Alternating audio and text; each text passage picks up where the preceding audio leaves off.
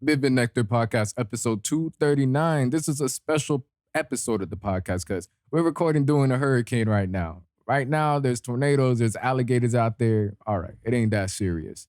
But we here, we live. I wanted to squeeze in an episode before it got to the point where it's like, I shouldn't be recording or the power goes out because I miss talking to y'all. This is what I do. And because it was been a good amount of time to where I felt all right, I got the necessary information for some of the talking points in this episode. And we're going to be discussing LL Cool J, the comments, that whole entire situation. And I believe time is important when it comes to these things. Because I could have jumped out when Ack first said those comments about calling old heads dusty and then just continue with any new piece of information. But I don't feel that structured enough for me. So, of course, I heard the Ack comment, seeing it, I was just like, all right, I get why he said this and he messed up by not giving it context.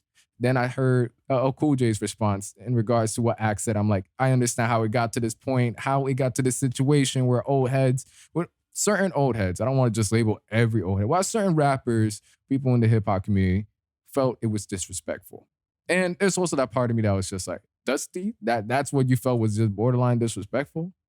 Hey, that's a separate conversation. Anyhow, we're going to be talking about that. We're going to be going over some hip hop analytics provided by HipHopNumbers as far as J. Cole's Spotify streams on his albums. So to simplify that, because I sound a little confused there, J. Cole's daily streams for some of his albums, the ranking, going to go over that and why certain albums are in the position that they are. From there, we're going to be going over some of my content, some of the things on the Vivid Nectar side of things. And then depending on how it is, depending if I see any more alligators out there, we might just keep recording or we'll have to cut it short for the next episode. So to start off, listen, growing up in the internet era, there's a couple things that I find warrant disrespect. And a couple things that I was just like, this is the internet. Internet, they just doing their thing. Now, I'm not saying it wasn't wrong for Act to call some of these old heads dusty. But that was the line. Like the word dusty in itself was that. I understand the whole statement, of course, like, and to give you a bit of the statement. Them niggas be looking really dusty. I kid you not. And none of y'all try to come me because I don't fuck with y'all niggas either. So I'm just telling y'all the truth. That statement right there set the internet, at least, for the hip hop community, ablaze. And it does sound very ignorant in regards to the fact that whenever we're talking about old heads by that statement, just because they weren't able to make the bread to financially set themselves solid at this point, it is disrespectful because Ack is someone that's very on the numbers, on the monies. When it comes to business, that's something he prioritizes in his head. And this is coming from somebody that's been watching Act for years. But when I heard this statement, I also knew where it was coming from and that he didn't provide enough context for it. So I'm like, I could see why it got to this situation. I wouldn't say it's a matter of miscommunication, but not communicating enough. Anyhow, just that statement alone, without any context, without anything of what I know, what Act later on explains, I think we could all agree is extremely ignorant and reckless, seen as how contributing to the hip hop culture doesn't just mean you got to figure out how to get a bag out of it. It's the actual influence, the craft, the inspiration you give to other artists or other individuals that continues to build on the genre. That's one of the most beautiful things, not just for hip hop, but music in general, is how the past generation, what they did, build the building stones for what other people can do. And I'm not going to sit here and act like I know everything about how hip hop was done back in the day because I'm only 24. I wasn't through hip hop's golden era or such and such, but it's a good thing we got the people like LL Cool J that could give us better insight on that. But one thing that I know through my experience is that without the rappers from the last generation, we wouldn't be getting the rappers from this generation. And if it wasn't for the rappers of last generation being able to create what they do and get it to a point where bread is able to be made, to where you're able to make money off your music, your album, your touring, and continuously branch off from those things. From now, you rapping? All right, now labels are really believing in the music. All right, now we getting management teams. Now we getting sponsorships. All those things coming together. That wasn't around like it is today. So it is important for, as far as the hip hop contribution, genuine hip hop contribution, there got to be some respect there and acknowledgement. Now, off that statement, it wasn't none of that. So of course we got the LL Cool J response, which for the most part, everything I just said is what he said. Now there was a couple bits and pieces where I felt LL Cool J, he's out of the loop because it ain't like all these old heads and a lot of the older folks in hip hop embrace the younger generation. And this is important. Why you brought that up, the younger generation? Because when I heard Act's statement about these old heads and calling them dusty, it comes from a place, I want to say resentment and anger from whenever he was coming up and how some of them try to bring him down. And especially around 2016 SoundCloud era, when Act was reporting on some of these rappers coming, whether it was Uzi, whether it was Yachty, and the music was hot and blowing up. Everybody that went through 2016 and genuinely loved the music, one of the best years for hip hop ever. A great time to listen to music. Man, I'm getting memories right now. Hold on. Let me reminisce real quick. Good times. I vividly remember a lot of these old heads, a lot of these gatekeepers, older folks hating on the younger generation. So that's some of the context I already knew when Act said that statement. So whenever it came for Act to release his episode on Spotify where he explains it better, it's just like, all right, anybody that didn't know this could understand it better. And you still drop the ball to a certain extent. But now it's time for the old heads to understand his side too. Because when it comes to actual contribution, Act, you dropped the ball. When it comes to real disrespect, if we really want to talk about disrespect, it's been coming from both sides for a long time. And, sometimes both sides, they don't know how to communicate. So you might have recently seen him with Act going at Ebro, and Ebro is somebody. And, for me and you to be on the same page, when it came to a lot of the new generation, he wasn't rock with them. We could go for the infamous Lil Uzi interview where he was saying he wasn't going to last. We could talk about how he's selectively biased towards a large amount of rappers on Apple Music. But for right now, we're just going to focus on the fact that old heads the ones that weren't able to make a business or make money off of it are now at a point where, they hear, Cool J saying, yeah, they paved the way for hip hop. We can all agree on that. We don't see nothing wrong by that. But now that that's been talked about, and Ack is going to give context to why he views some of these old heads the way they are, is a separate conversation of, all right, cool. Y'all talking so much about contributing to hip hop. Y'all talk about so much about the culture. What was wrong with y'all, or what was going on with y'all 2016 plus? When we had a new generation of artists, rappers, making the music that they did, and y'all weren't rocking with it. Y'all were trying to gatekeep the traditional style of rap that, at least for the younger folks, they ain't gonna last forever. Hip hop's always evolving. Y'all talk about hip hop, y'all talk about the culture, but when it came time, whenever there was a shift, y'all were doing everything you can to suppress them. You all were doing everything you can to suppress Act. And I'm not going to go about every statement, every detail, because you can always just watch out Cool J's, and then you can watch the Act episode. But Act fully explained the bitterness and sort of resentment he's had towards some of these old heads, some of these people, some of the people he had to deal with in the industry, not helping him, not helping some of these other artists. So that's why he has a lot of resentment towards old heads that sort of jealous of him too, because he's been able to make money, capitalize off of this, which, he did his thing. Let me know if I lost y'all at any point of this. So my mindset in between all of this was Act dropped the ball. The original statement, LL Cool J made amazing points as far as, older artists paving the way for the whole entire infrastructure to where hip hop is now. However, when it comes to all these old heads, when it comes to the appreciation of hip hop, a lot of these old heads were doing anything they can to make sure the change in hip hop. Let's stop that. We ain't rocking with the Uzis, with the Yachties. We ain't rocking with none of that noise. But now that, it's here. This ain't a phase. It's an evolution. now it's at a point where it's like, all right, this is where my personal stance is. We're past the point of we ain't rocking with how hip hop sounds right now, and some older some older folks are at a point where they're embracing it. Let's make money together. Let's make money together. All right, Ak. You ain't have the best experience with some of the people here that weren't trying to give you their hand to help you out, or some of these other artists that you were discussing, they try to shun you because you weren't on the radio or podcast. That's cool enough. For some of the old heads that genuinely want to have a discussion or genuinely be like, hey, let's do something here. This is where, all right, we went from a little back and forth, bringing more into a conversation, and potentially let's get some business out of this. I will personally love a Cool J Ack episode. You know, egos aside, tension aside, and genuinely discuss where each other are coming from, why we not seeing eye to eye.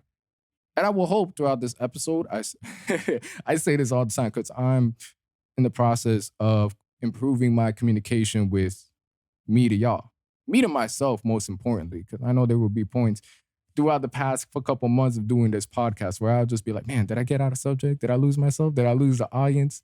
So to summarize all that, again, yeah, Act dropped the ball with the original comment, LL Cool J. Yeah, we understand where you're coming from, but LL Cool J, a lot of old heads, they were hating on the new generation. They were hating on Act. So that little bit of resentment, a little bit of ignorance that came out in the context that wasn't being given by Act, that was explained later on in the Spotify episode. Now we see the full picture to understand, like, all right, this isn't just a one-sided thing. This is, honestly, this is just an everything thing. Everything thing. What a simple way to, yeah, it's everything, man. What do you mean? It's just not one person. But, not but, by everything, it's a lot more than just a comment. It's how interactions have been over the past couple years. Like, I want to say 6 to 8 years in hip hop. And I feel a big thing, like I already said earlier, okay, now we got a lot of this tension out of the way, but if we out here, we loving hip hop, we appreciating the culture, whether it's old heads, younger guys, younger commentators, older commentators. Let's get together and make some bread. Let's keep let's actually help each other out. There's an old head out here. I don't even want to keep saying old head. I'm just saying it for the fact that there ain't like individual people that I want to name for the sake of he said this comment at this year, but there's some people that if they pockets hurting, but they cool. Let's set a situation up where both sides can eat, both parties can eat, or we could all just keep going together. That's my mindset on it. And we're gonna be going on to the next topic because I felt we're going on a little too long there before I keep repeating myself. HipHopNumbers provided the analytics for J. Cole's albums on Spotify and how many streams they're getting per day, which I found interesting. We're going to be going over them. J. Cole projects with most daily Spotify streams in 2022. We're going to be starting off with the lowest, For Your Eyes Only, 563K streams per day. This one surprised me. It genuinely surprised me, but not for the fact that it's like, oh, impossible. How could For Your Eyes Only, the best J. Cole album? No, I wasn't thinking like that. When I saw For Your Eyes Only at the 5th spot, I believe 6th spot, I was just like, wait, so more people agree with me as far as replayability? Were y'all expecting that? Listen, y'all been here from the beginning, I had a video titled, I Miss the Old J. Cole. And not for the fact that I genuinely, oh man, I'm not rocking with the new J. Cole. I miss the old J. Cole, but the old J. Cole, what am I saying? It was a bit of a parody. Like, that I miss the old Kanye, I miss the old J. Cole. Not like we rocking with all stages of Cole. We really are. But there was a couple things I said in that video. For example, I miss the old J. Cole. Some people not enjoying Cole now. They want his For Your Eyes Only. I'd be like, you want folding clothes? You want to fold clothes for someone, J. Cole? You want that Cole? You sure you want that Cole? I'm squinting right now because this flash on the camera. I'm still getting used to it. It's like, I want to fold clothes for you, J. Cole. Deja Vu J. Cole, where I believe sampling Bryson Tiller, not even spinning the instrumental or changing it up. We just gonna throw it on there and give it like a remix. That you want that J. Cole? Because I felt that was lazy. You missed that old J. Cole? But we're gonna bring more elements to that. Coming in at the number 5 spot, KOD with 980K streams. This is what you call flip. Hard album. And I was a bit surprised that it sold at its place, 980K. Slightly understandable. Cold World, 1.4 mil a day.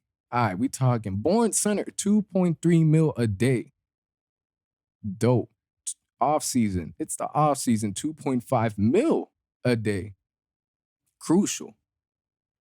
And then at the number one spot, y'all know what it is. 2014 Hills Drive, 4.8 million streams every day at the number one spot. And for those of you that may not be aware of this, I want to be the one to remind everybody 2014 Forest Hills Drive is not only J. Cole's best album, but it is a classic.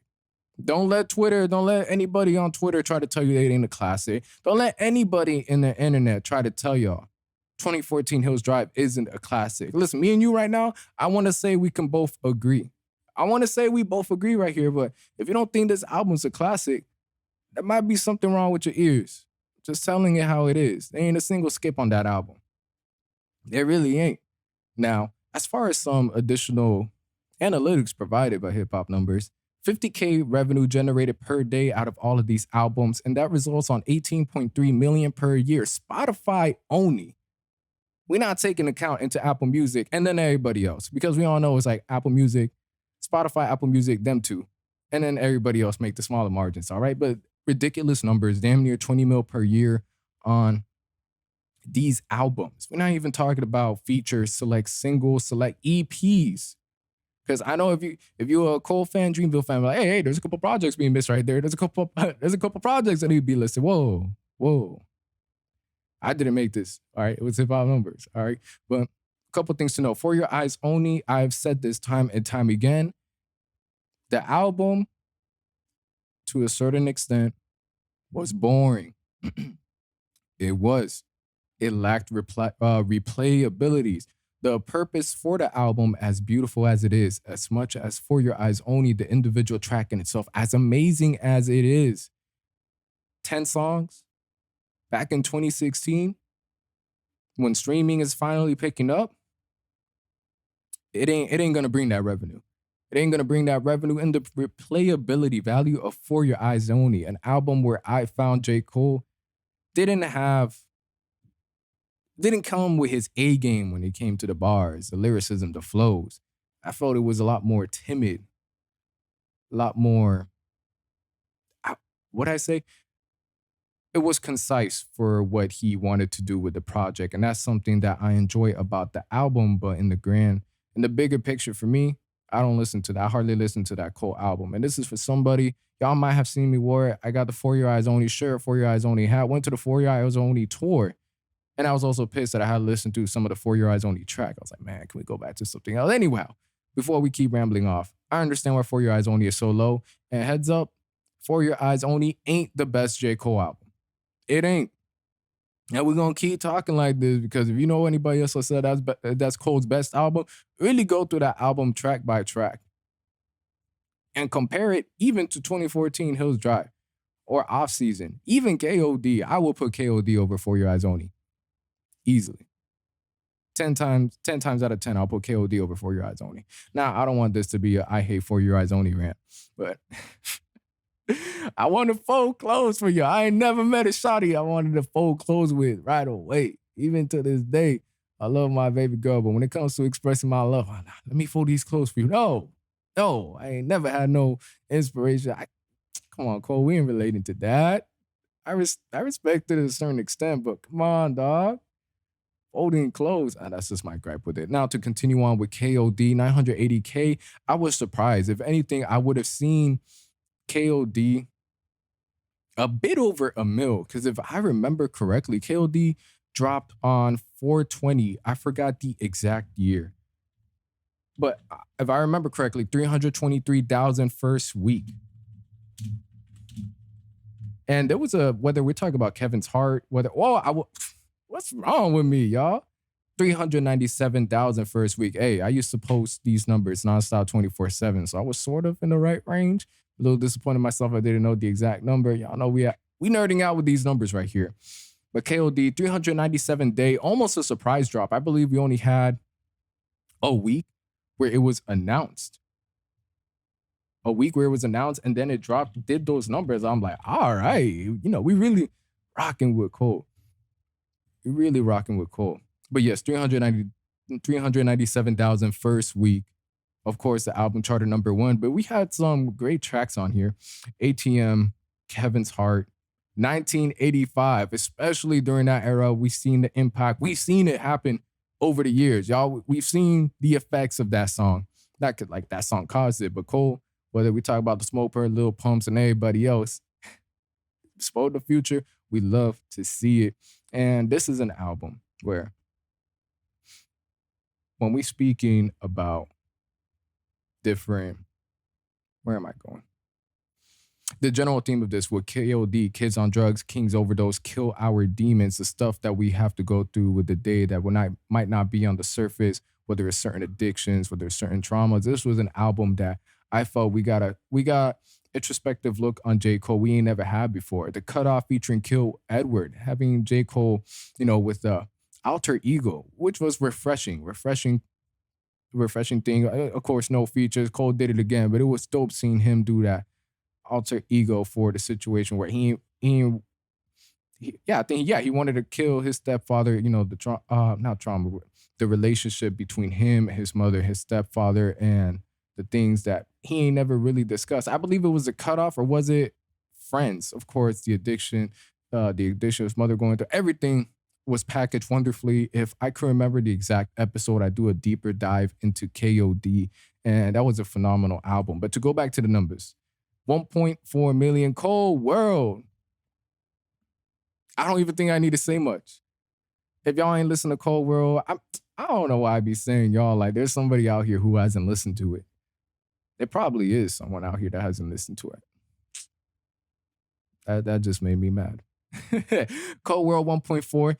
That seems solid. Yo, okay, so to rewind, I felt like KOD, For Your Eyes, I felt like everything could have been bumped an extra M. That's the way I see it. The fact that KOD, For Your Eyes Only, got less than an M, that surprised me, but I'm not surprised by the ranking of them, For Your Eyes Only being last. Cold World 1.4, all right. 2.3, Born Sinner.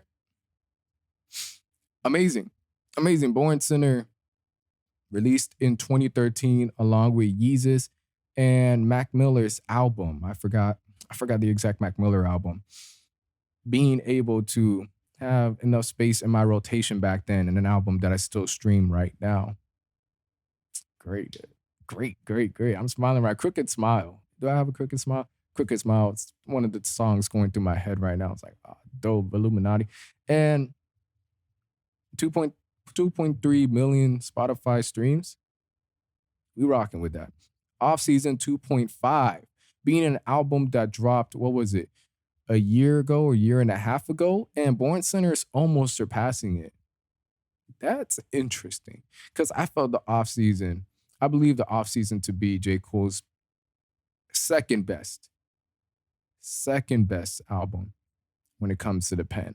#1, we're going for 2014. So to see that it's just slightly over Born Sinner, a lot of us are really enjoying Born Sinner. Like, we really hold it. That has a special place in our heart. But 2014 Hills Drive, 4.8 million. Man, this should be about 10 million a day, to be real with y'all. But coming at the #1 spot, not surprising. We almost at 20 mil a year. J. Cole, Dreamville, his label, they love the money right now. They loving the money. Now to go into another analytic by HipHopNumbers. Kid Cudi is going to be releasing Intergalactic in 2 days, Spotify show. And did you know he's never had a #1 album? Did you know that? I'm going to be going over that real quick. Just real quick. Some of the albums that I felt would have been #1, but looking back, they weren't. Man on the Moon, the original, 104K first week, didn't get #1. I don't know which albums beat him out, but I'm just looking at this. Man on the Moon 2, 169K, came at #3.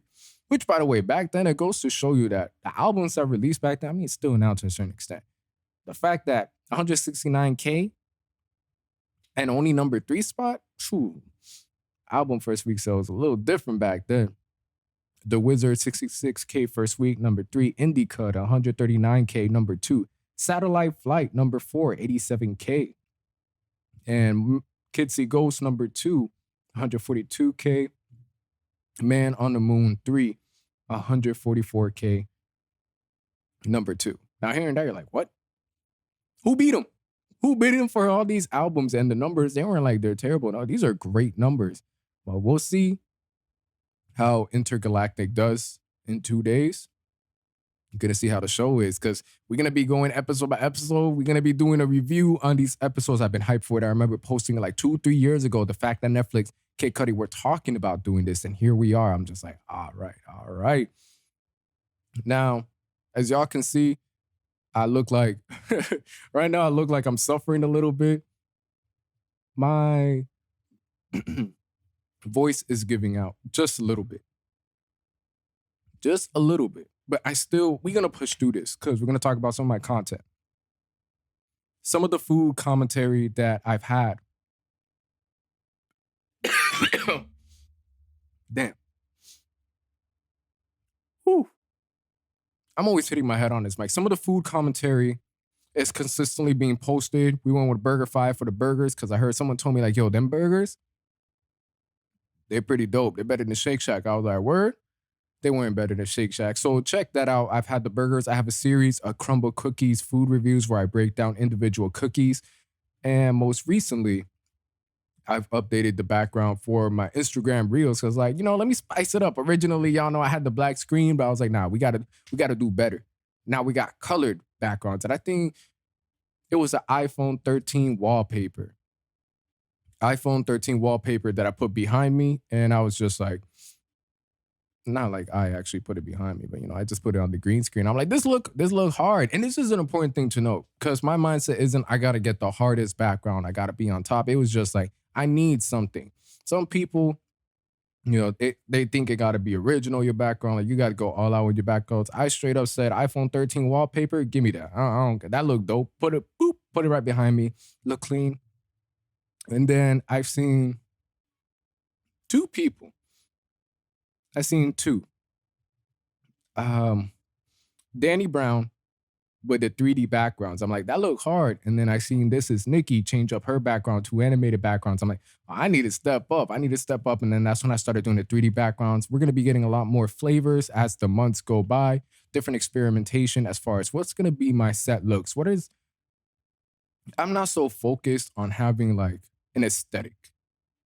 I'm not, but I would like a bit of a pattern, for when you seen the video, even if you, for whatever reason, you don't see my face, you just see the background first, you're like, Vivian Hector, Alexander, he just posted. And to go over some of this, I did podcast episode 237, where I spoke about the needle drop Drake thing, constructive criticism, not being taken seriously by Drake is concerning. I spoke about it on 237, but going back on this content is honestly twice as concerning. Listen, I ain't making no bread. All right, I take that back. I do make bread when I talk. But when I make any kind of content, these reels, I am. So, but when it comes to the actual label, I ain't making money off Drake. I ain't making money on depending on his sales. But as a fan, somebody that enjoys his music, hey, if you're trying to get that number one spot, I've spoken about it on a couple breakdowns for Certified Lover Boy or different parts of his discography. You need to take that constructive criticism because that constructive criticism, that acknowledgement that, yo, my album, it wasn't good enough. It wasn't hard enough. It could have been better. And taking, others' opinions is what paved the way from Thank Me Later to Take Care. Back then when, it wasn't just a matter of ego, I would say. Constructive criticism is for Push Drake to go from Thank Me Later to Take Care. So to see that go the way it did with somebody who, whether you agree with Fantana or not, genuinely is invested in music is a missed opportunity. And I could just tell by the way that went, his next album, we're just going to enjoy it for what it is. We're just going to enjoy it for what it is. Now going into, what else? Future, selling his publishing catalog. I've spoken about this before. And I wouldn't say hate, but we're hard on artists that don't stay independent. By hard, I mean the internet. So whether it's Future selling his publishing catalog or Glorilla recently signing to Yo Gotti, there's this audience of people are saying, why would you sell your stuff? Stay independent. If you don't stay independent, you're stupid. You got blah, blah, blah, so on and so forth. We don't understand people's personal lives. Like somebody could be, whether it's massive debt, whether their day to day really is horrible, that label deal or selling that publishing catalog could be what's needed to really get out of situation. Now, this doesn't make sense. As far as Future selling his publishing catalog, let me reorganize myself. The way I see it is Future potentially understands that, hey, right now my portfolio has a set value. And who knows if 10, 20 years from now, this portfolio will have the same value depending on how he talked with his people. They're like, all right, this is the perfect time to do this while he continues to build upon his portfolio. And with Glorilla recently signing to Yo Gotti, I've seen lots of conversation of why would people, when they make a smash hit, they sign to a label, to an artist. It's important to understand we don't know what's going on in her personal life. For all we know, there could have been no more music coming out. I mean, I don't know. All I'm saying is this.